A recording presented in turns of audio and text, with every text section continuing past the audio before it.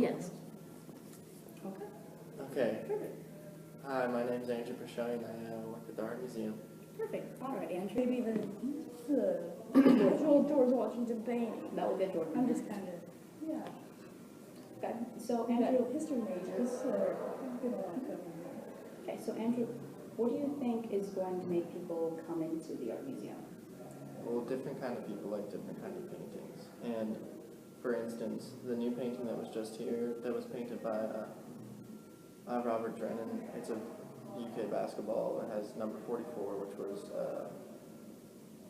Issel's number, and he played under Rupp, and he's a Hall of Famer. So that would get UK basketball fans and UK students in. And like, there's a portrait of George Washington. So that would get a lot of like history buffs in because it's painted by like a very prominent painter from the Federalist period. And out of curiosity for you, why do you think that up till now, people haven't been really have been pretty oblivious to the art museum? I think it's a problem with just marketing and advertising the museum, which is kind of what the director is working on right now, trying to get people in, because he's a relatively new director. He came in at the beginning of last semester, so he's been making some changes. All right. Perfect. Thank you, Andrew.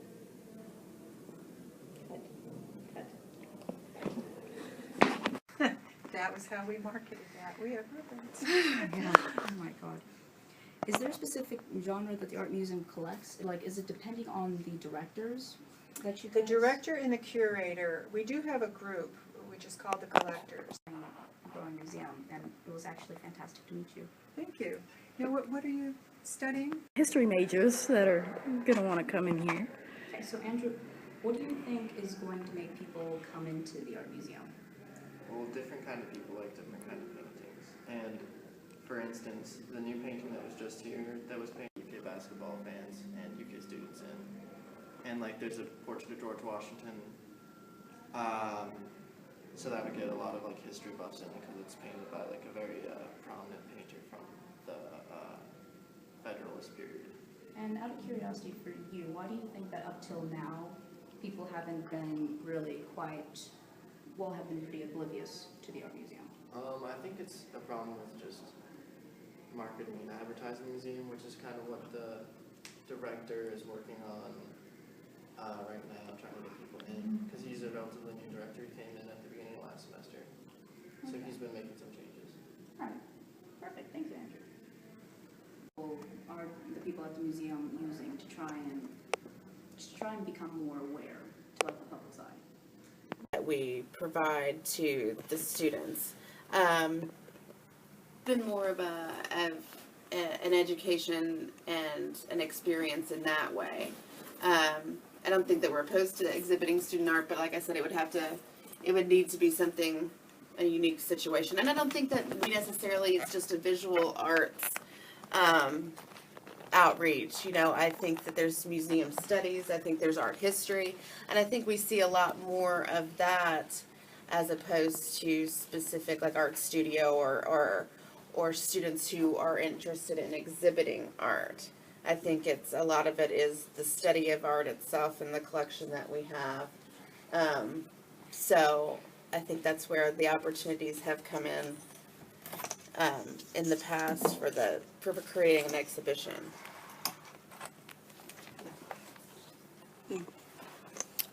Like, we have tons of prints, so we have a tendency not to buy prints.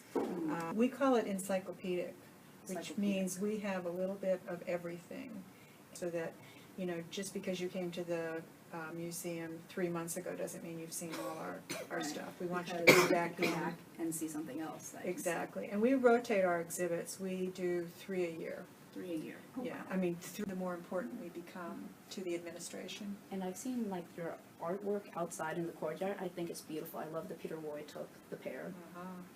I loved it the first moment I saw it. But do you think that's kind of like a way to kind of make people come? We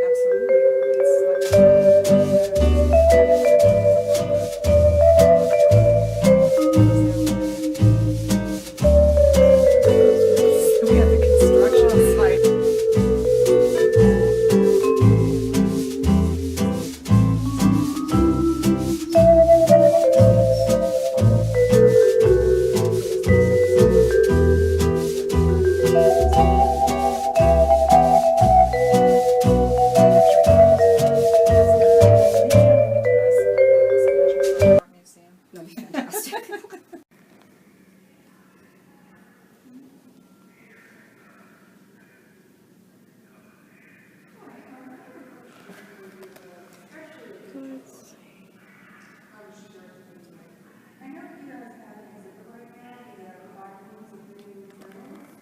with like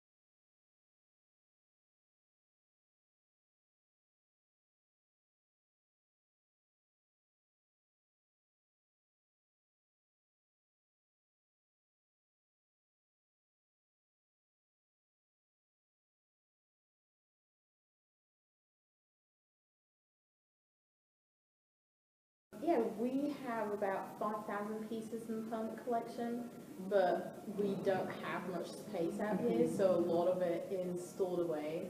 And we just recently changed the collection. So my favorite piece is We Will No Longer Be Heard and Not, We Will No Longer Be Seen and Not Heard by Barbara Kruger. What's it about? It's basically, she's a feminist artist. Pieces, the works, they can't actually be displayed because the art museum is really, really small.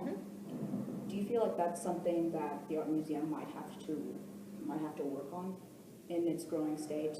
I mean, yeah, it's something that we've been discussing right now, and ultimately we would love to have a different location so that we can have a lot more space, because honestly, I think it's got to do with two separate factors. One of which is that the arts are underappreciated anyways, so let's be honest, they don't really pay much attention to anything that we do, for the most part at least. So, And do you think that will help? oh yeah, definitely. I mean, it already has.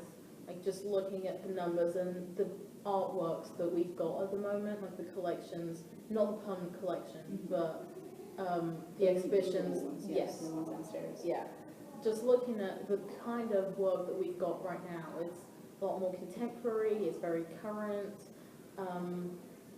There's a lot of engagement with the community and with the younger audience and everything, so Yes, it's a lot. it's a lot, because a lot of students come in here and they're like, oh, we didn't even know that we had a museum on campus, and I'm like, that is very true, so.